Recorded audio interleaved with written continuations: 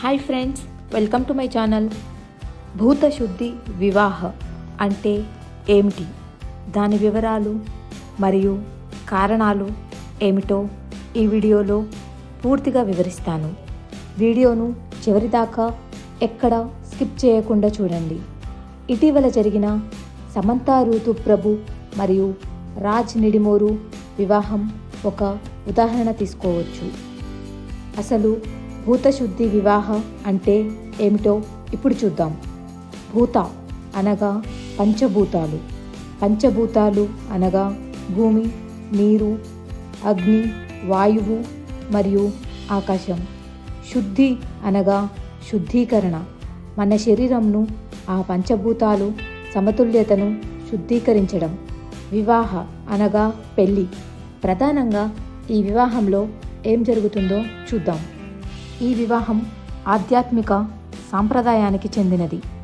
సాంప్రదాయ అగ్నిహోత్ర మంత్రోచ్చరణలు, దేవి భైరవి పూజ, వీటితో పాటు పంచభూత శుద్ధి జరుగుతుంది.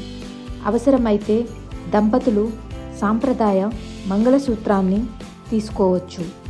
ఇది మొదటిసారి పెళ్లి చేసుకునే జోడీలకే కాదు, రెండో వివాహం వారు కూడా ఈ వివాహ పద్ధతిని చేసుకోవచ్చు. ఇది మత, జాతి, సాంప్రదాయం పరిమితులకు కాకుండా ఎవరికైనా అవకాశం ఉంటుంది. ఈ వివాహానికి ఒక లిమిటేషన్ మాత్రం ఉంది. అది ఏమిటంటే, వధువు గర్భిణిగా ఉన్నప్పుడు ఈ వివాహం చేయకూడదని చెప్తుంటారు. ఈ మధ్యకాలంలో చాలామంది వధూవరులు ఈ విధానం ద్వారా ఎలాంటి హంగు ఆర్భాటాలు లేకుండా తక్కువ ఖర్చుతో వివాహం చేసుకుంటున్నారు. ఈ వివాహ విధానాలు ఎప్పటి నుంచో ఉన్నాయి, కానీ చాలామంది ప్రజలకి దీని గురించి ఎక్కువగా తెలీదు. మొన్న జరిగిన సమంత ఋతుప్రభు మరియు రాజ్ నిడిమోరు వివాహం నుంచి చాలామంది ఈ విధానాన్ని చాలా ఆసక్తిగా చూస్తున్నారు.